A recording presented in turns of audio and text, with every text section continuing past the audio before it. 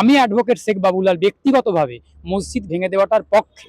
বাঁকড়া যে মসজিদ, যেই মসজিদটাকে নিয়ে আজকের দিনে একটা বিতর্ক তৈরি হয়েছে, এই বিতর্কটা কিন্তু হওয়া উচিত ছিল না। এই বিতর্কটা কিন্তু হওয়াটা কাঙ্ক্ষিত ছিল না। তার কারণ বিতর্কটা হওয়া উচিত এই জন্যই ছিল না, সরকার বা বিমানবন্দর কর্তৃপক্ষ চাইলে আলোচনা করে এটার একটা সমাধান বের করতে পারত, কিন্তু সরকার বা বিমানবন্দর কর্তৃপক্ষ আলোচনা করেনি।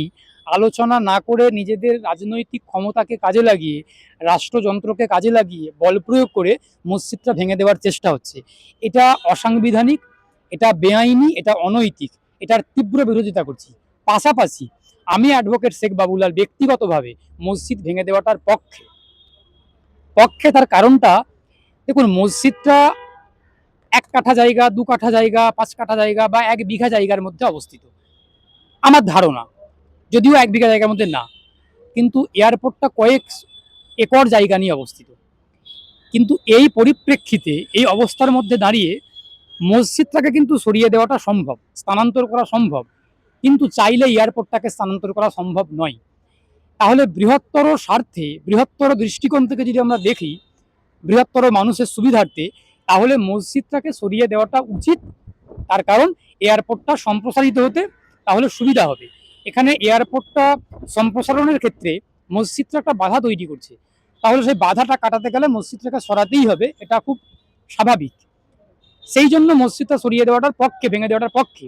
কিন্তু সরকারের, বিমানবন্দর কর্তৃপক্ষের উচিত ছিল একটা সুস্থ সমাধান, একটা আলোচনা করে মুসলিম ধর্মগুরুদের সঙ্গে আলোচনার টেবিলে বসে আলোচনা করে এর সমাধান করা।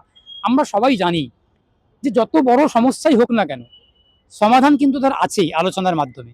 আলোচনার টেবিলে বসে সমাধান করা যেতে পারত, কিন্তু সরকার সেখানে রাজনৈতিক ক্ষমতা, রাজনৈতিক সংখ্যাগরিষ্ঠতার ক্ষমতা দেখিয়ে, রাষ্ট্রযন্ত্রকে কাজে লাগিয়ে, পুলিশ এবং প্রশাসনকে কাজে লাগিয়ে ভেঙে দেওয়ার চেষ্টা করছে। এটা সম্পূর্ণ অনৈতিক, অসাংবিধানিক, বেআইনি।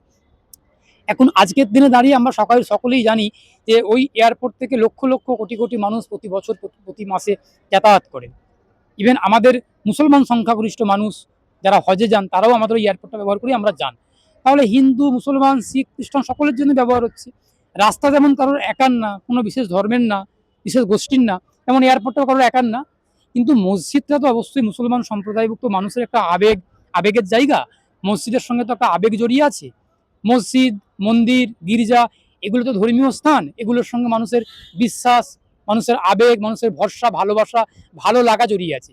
সুতরাং এই মানুষগুলোর যেখানে আবেগ জড়িয়ে আছে, সরকারের আরও সদর্থক ভূমিকা পালন করা উচিত ছিল, এবং সরকারের আরও উদ্যোগী ভূমিকা পালন করা উচিত ছিল। যে এমন কোনো সিদ্ধান্ত, এমন কোনো পদক্ষেপ সরকারের নেওয়া উচিত না, যেই পদক্ষেপের মাধ্যমে, যেই ব্যবস্থা, যেই সিদ্ধান্তের মাধ্যমে একটা বৃহৎ সংখ্যক মানুষের আবেগে, বিশ্বাসে আঘাত লাগবে এবং মানুষ কষ্ট পাবেন। দেখুন, ক্ষমতা কখনো চিরস্থায়ী না, ক্ষমতা কখনো চিরদিন থাকতে পারে না, রাজনৈতিক ক্ষমতা কখনোই চিরদিন থাকতে পারে না। রাজনৈতিক ক্ষমতার বদল হয়, ক্ষমতার হাত বদল হয়, ক্ষমতার চেয়ার বদল হয়, কিন্তু মানুষের যে আঘাত, মানুষকে যে আঘাত দেওয়া হয়, এই আঘাত কিন্তু মানুষের হৃদয়ে চিরকাল থেকে যায়। সুতরাং সরকারের, কোনো রাজনৈতিক দলের, কোনো গোষ্ঠীর, কোনো সম্প্রদায়ের, আমাদের প্রত্যেকের মানুষের উচিত কোনো ব্যক্তিকে, কোনো গোষ্ঠীকে, কোনো সম্প্রদায়কে কোনো রকম আঘাত না দেওয়া। সে রাষ্ট্রীয় আঘাত হোক, সরকারি আঘাত হোক, পুলিশি আঘাত হোক বা ব্যক্তিকেন্দ্রিক আঘাত হোক না কেন, কোনো আঘাতই দেওয়া উচিত না। আজকের দিনে দাঁড়িয়ে বাঁকড়া মসজিদ যে ভাঙা হচ্ছে, সেই ভাঙাটার বিরুদ্ধে, সেই ভাঙাটার পক্ষে যে আলোচনা করে, সুষ্ঠু আলোচনার টেবিলে বসে সমাধান করার দাবি জানিয়ে মুসলমানদের শান্তিপূর্ণভাবে গণতান্ত্রিক পথে আন্দোলন করার আহ্বান জানাচ্ছি। আবারও বলছি, মসজিদটা বৃহত্তর স্বার্থে মসজিদটা ভেঙে দেওয়ার পক্ষে, কিন্তু সুস্থ আলোচনার টেবিলে বসে, মুসলিম ধর্মগুরুদের সঙ্গে আলোচনার টেবিলে বসে সুস্থ সমাধান আলোচনার মধ্যে দিয়ে একটা বিকল্প মসজিদের ব্যবস্থা করে ভাঙার দাবি জানিয়ে রাস্তায় নেমে আন্দোলনের আহ্বান জানাচ্ছি। তার কারণ সরকার চাইলে সব কিছু পারেন, সরকার চাইলে সব কিছু পারেন। একটা বিকল্প মসজিদের ব্যবস্থা সরকার চাইলেই করতে পারেন। আবারও বলছি, আলোচনা করে মসজিদটা ভাঙার ব্যবস্থা করুন সরকার।